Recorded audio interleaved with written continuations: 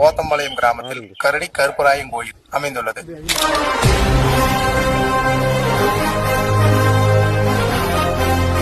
வழிபோக்கல் 2 பேர் ரோட்ல வந்துட்டு இருந்திருக்காங்க. அவ கரடி வழிமறிச்சிருக்குது.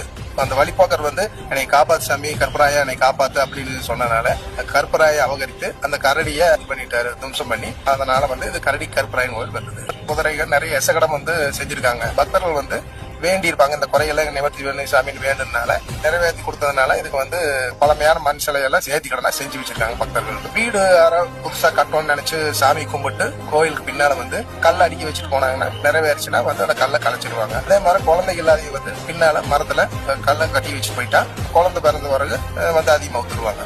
இந்த மாதிரி பல கோரிக்கைகளை கருப்பராயன் நிறைவேற்றி கொடுக்குறாரு.